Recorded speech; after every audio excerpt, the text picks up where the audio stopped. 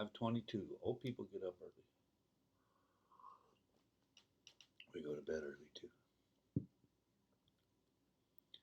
But I was thinking, our two greatest sins, our two worst sins, and I'm not religious, I'm spiritual. I love and stand in awe, but I'm not a particular religion and don't want to be.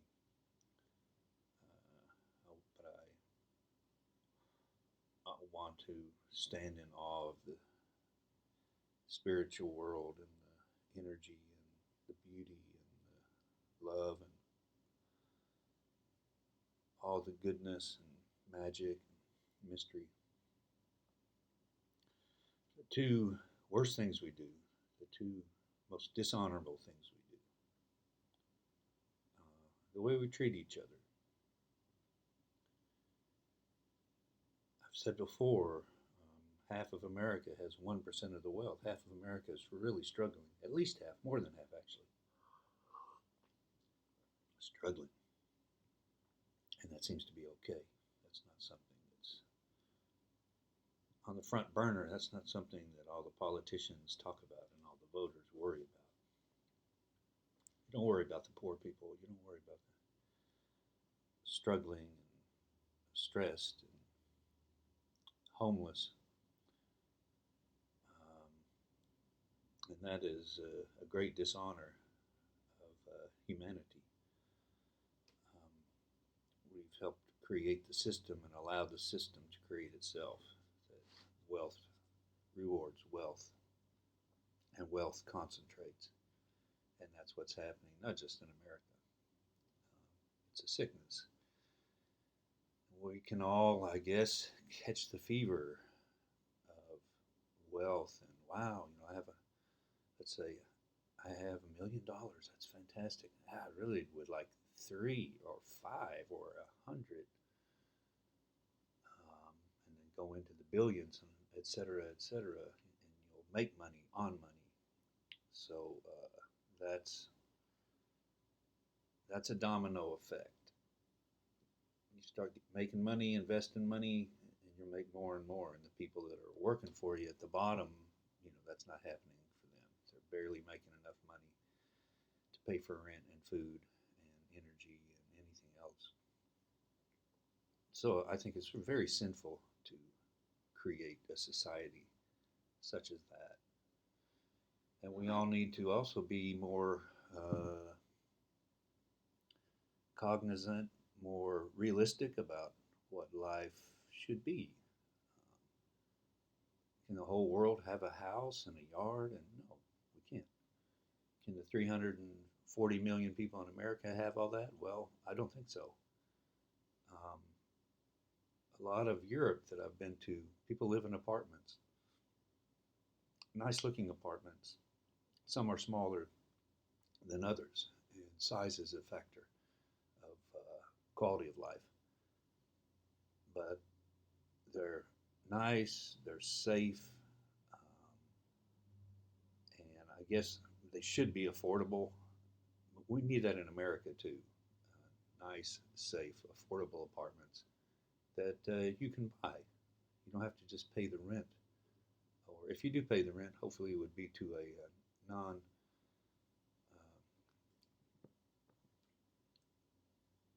what's it called nonprofit.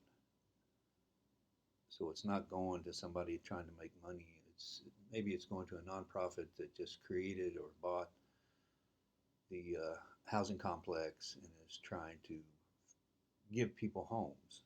Isn't that a holy thing? Let's find, let's have people in good, safe homes with a community and access to green space and mass transit and groceries and the life everyone wants. You want a nice life? Well, tell me somebody that doesn't want a nice life. Everybody does. And we've been raised like this, where we use all this stuff and then we throw it away. It doesn't really get thrown away. We it's just thrown to a different place on Earth. The trash, the plastic, a lot of what we say will be recycled isn't recycled. About 10% of plastic is recycled. It's something we're not facing. We don't want to face. Um, but as a community, we should face to respect the earth. That's the second greatest sin. That's the second greatest, worst dishonor human beings do. Is we take this Eden, we take this garden, we take this paradise of the universe and cut it up and sell it. I have this, you have that. We buy and sell this Eden. And now, with so much money and what do they call it? Globalism? Globalism like to be talked as uniting the earth in trade, which would create harmony, which is not true. It creates a lot of avarice and greed as well, using poor workers in certain countries, taking some of the waste products from one country and giving it to another, and a lot of corruption being involved in that as well. But this idea of globalism now, rich people from all over the world can buy whatever they want, wherever they want, because of globalism, because of this idea that money talks and money buys, and you can buy my city if you want, you can buy my country if you want, and that could be almost any country. Some are starting to put in more restrictions on that, which I think is a good thing. But again, it's a problem of concentrated wealth in the world. It's not just America. The billionaires aren't just in America.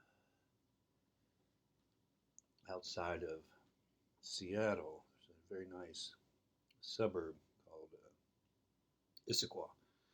And I had a friend that lived in a nice area of that, from Morocco, worked in the tech industry.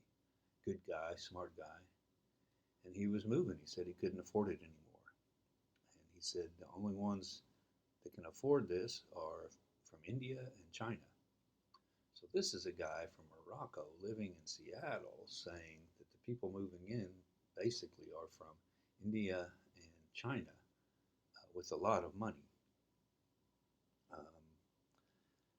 So that's globalism, I guess, in one sense. And I don't think it's the best sense that money can buy your home, basically. Do we need to stand up for human rights? And, well, of course we do. That's important.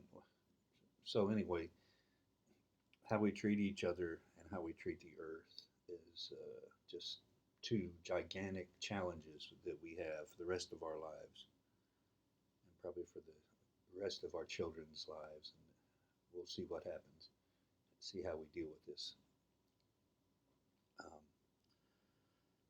But yes, and then another complication of the first dishonorable thing we're doing, how we treat each other. How much do you trade? How much do you deal with people or the country where the citizens have very few rights, where there's not the basics: freedom of speech, freedom of press, freedom of religion, freedom of assembly, freedom to vote and create your own government. And some countries are very male-dominated, even misogynistic, treat women like they're children,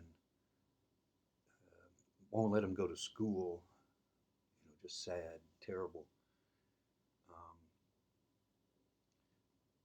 I live by Walmart. A a lot of their products are from China without freedom of speech, press, religion, assembly, the vote. But we seem, as Americans, we seem like that doesn't really matter to us. We just want cheap products, and I really don't want to talk about where they come from, how we get them. If I have to pay $3 for something instead of one, I'd rather get it from the place that sells it for one. And I don't want to deal with the politics of a human being that helped create that. So, anyway, just thinking about my world, our world. Can we make it better? Yes. Must we make it better? Yes. So let's go, my friends.